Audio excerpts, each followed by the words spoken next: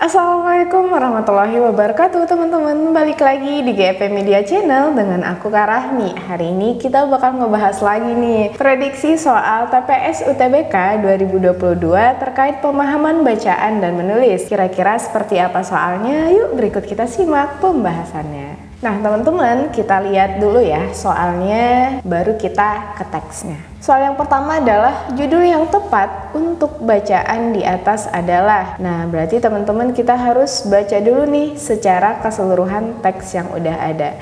Nah, teksnya kakak kembalikan lagi gitu ya. Nah, teksnya ini teman-teman berkaitan dengan mind mapping gitu. Nah, di sini dia mengatakan bahwa mind mapping ini adalah teknik pemanfaatan keseluruhan potensi otak dalam memetakan sebuah pikiran lewat citra visual dan sarana grafisnya. Teknik mencatat ini dikembangkan pada tahun 1970-an oleh Tony Buzan dan didasarkan riset tentang bagaimana cara kerja otak sebenarnya. Cara ini dapat membangkitkan ide-ide yang orisinal dan memicu ingatan dengan mudah. Otak manusia seringkali mengingat informasi dalam bentuk gambar, simbol, suara, bentuk-bentuk, dan perasaan. Mind mapping menggunakan pengingat-pengingat visual dan sensorik ini dalam suatu pola dari ide-ide yang berkaitan. Ini jauh lebih mudah ketimbang metode pencatatan tradisional karena ia mengaktifkan kedua belah otak kita. Cara ini menyenangkan dan kreatif. Pikiran kita tidak akan menjadi mandek apabila memakai metode pencatatan ini. Untuk membuat mind map, gunakan pulpen warna-warni lalu mulailah menggambar dari bagian tengah kertas. Gunakan kertas dengan orientasi landscape supaya mendapatkan lebih banyak tempat. Kemudian ikuti langkah berikut. Tulis gagasan utama di tengah-tengah kertas dan lingkupilah dengan lingkaran, persegi atau bentuk apapun, dan dapat juga dibentuk menjadi gambar seperti bohlam atau lainnya. Tambahkan garis cabang dari gambar pusatnya untuk setiap ide dan anak gagasan utamanya. Kemudian jadi jumlah garis cabangnya kan bervariasi tergantung jumlah cabang atau anak dari ide usahanya utamanya. Usahakan gunakan warna yang berbeda untuk tiap garis cabangnya. Tulislah kata kunci pada setiap cabang. Kata kunci akan menyampaikan inti gagasan dan memicu ingatan. Jadi ini akan mempermudah mengingat kembali.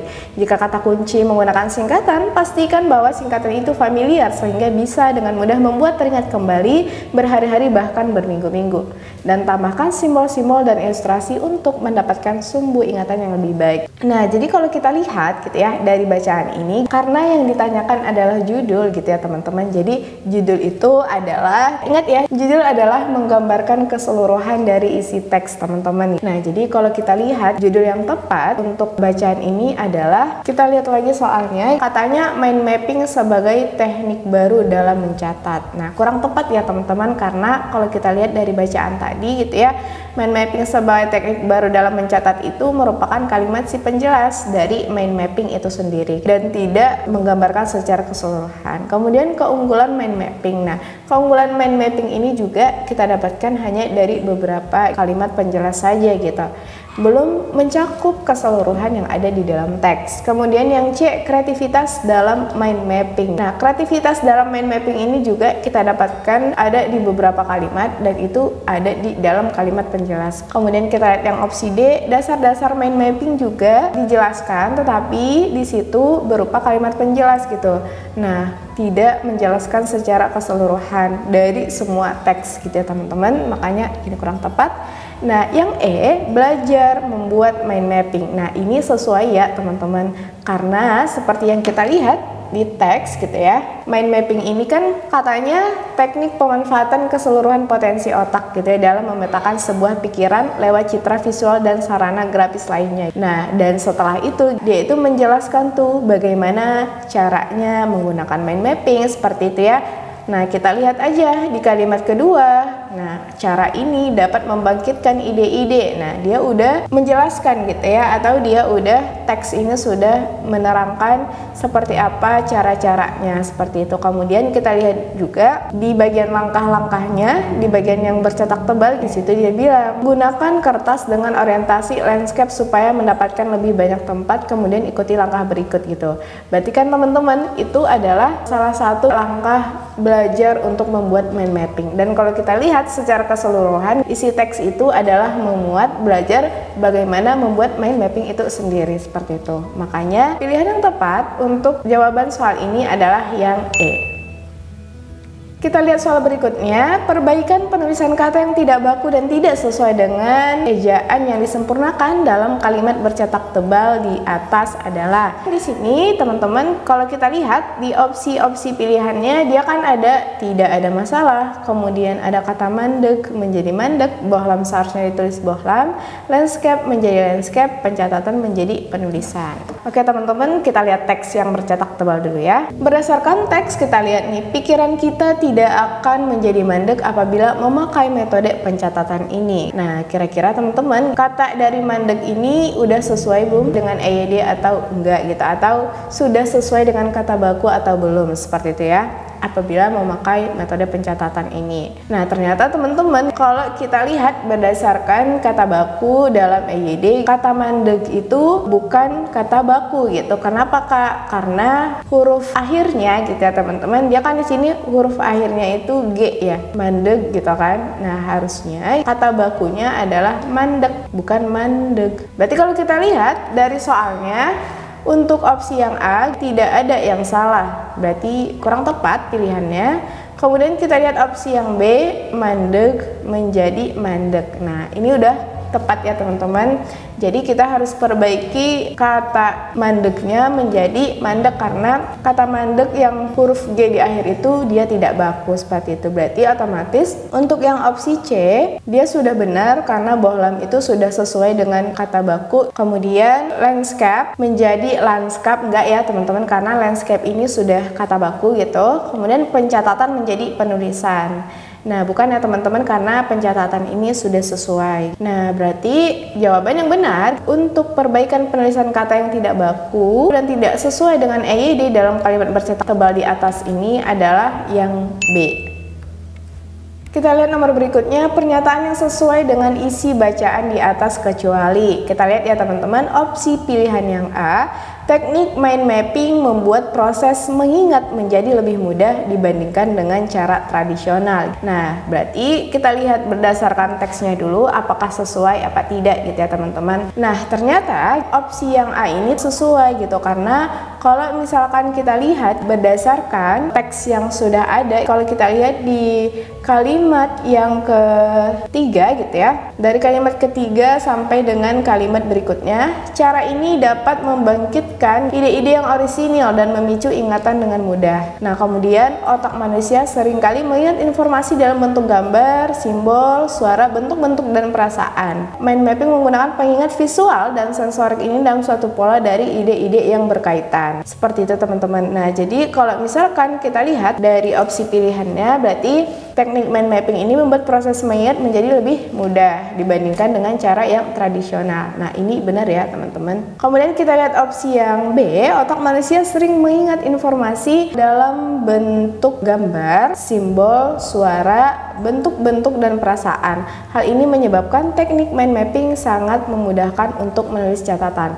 Nah, ini juga sesuai ya teman-teman, karena kalau kita lihat berdasarkan bacaan, isi dari bacaan tersebut, kita lihat kalimat kedua yang bercetak tebal, untuk membuat mind map gunakan pulpen warna-warni lalu mulailah menggambar dari bagian tengah kertas. Gunakan kertas dengan orientasi landscape supaya mendapatkan lebih banyak tempat. Kemudian ikuti langkah-langkah berikut ini. Dan sebelumnya dia bilang juga mengatakan cara ini menyenangkan dan kreatif. Seperti itu ya teman-teman. Nah, jadi kalau kita lihat gitu ya, berdasarkan bacaannya ini juga benar gitu ya. Kemudian kita lihat yang ini benar tadi. Kemudian kita lihat yang C, tahapan kedua dalam membuat mind mapping adalah membuat cabang untuk setiap ide anak gagasan gitu. Nah, ini juga teman-teman sesuai. Nah, karena kalau kita lihat dari teks berikutnya, katanya yang kedua, tambahkan garis cabang dari gambar pusatnya untuk setiap ide dan anak gagasan utamanya. Berarti ini sesuai ya teman-teman. Next kita lihat opsi berikutnya. Tahapan kedua dalam membuat mind mapping adalah membuat cabang untuk setiap ide dan anak gagasan.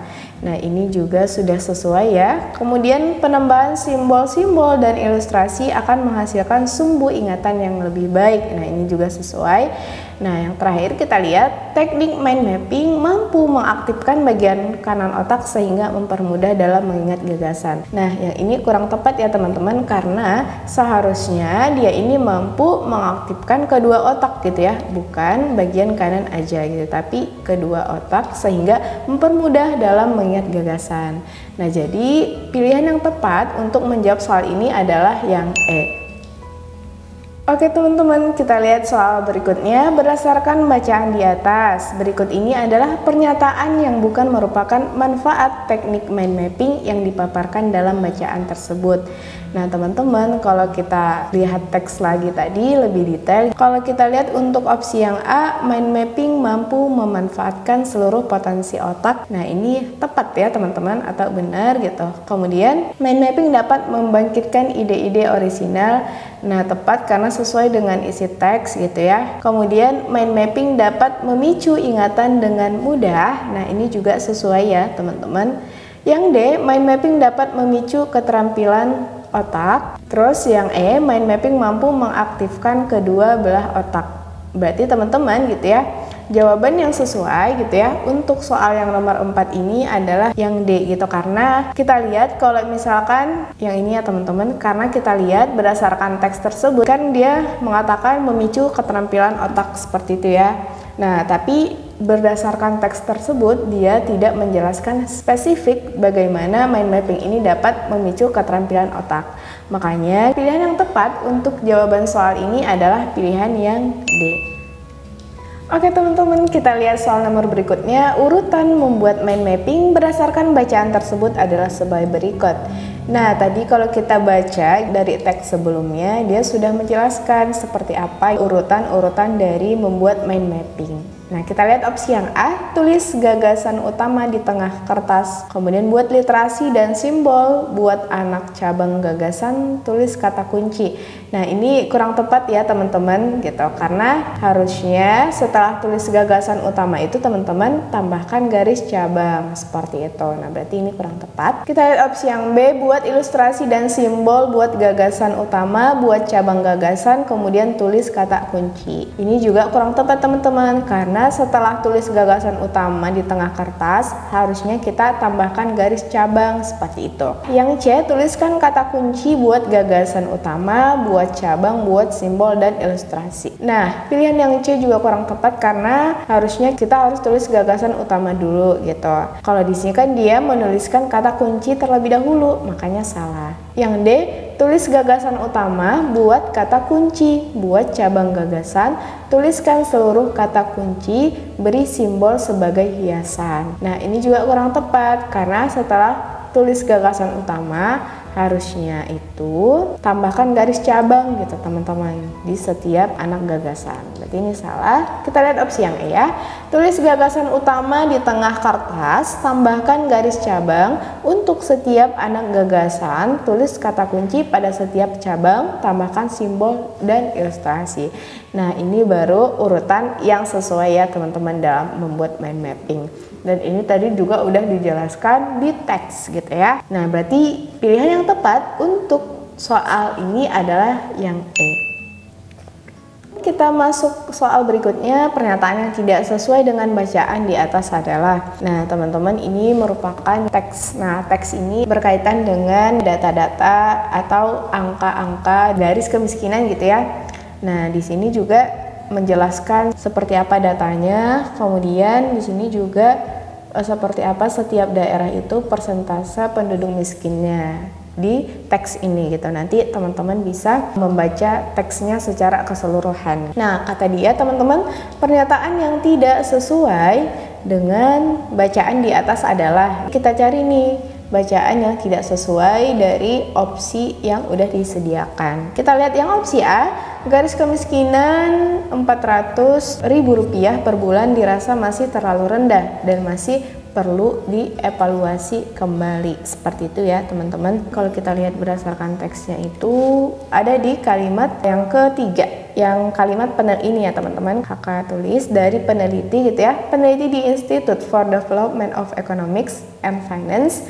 Bima Yudhistira mengatakan bahwa garis kemiskinan 401.000 per bulan masih terlalu rendah dan masih harus dievaluasi kembali gitu. Nah, ini berarti ada ya teman-teman di dalam teks gitu. Kemudian kita lihat yang berikutnya. Penduduk miskin yang tinggal di kota masih lebih sedikit jika dibandingkan dengan penduduk miskin yang tinggal di kota. Nah, berarti kita lihat teksnya gitu ya, apakah ada di bacaan atau enggak. Berdasarkan bacaan ini, jadi pernyataan itu sesuai ya teman-teman, karena kalau kita lihat di teks yang kakak garis bawahin, katanya penduduk miskin yang tinggal di daerah desa lebih banyak daripada penduduk yang miskin di kota gitu. Berarti ini sesuai dengan bacaan, berarti yang ini benar untuk pernyataan yang sesuai gitu ya. Kita lihat opsi yang C-nya, rasio Gini pada Maret 2018 adalah 0,389. Angka ini turun dari rasio Gini setahun lalu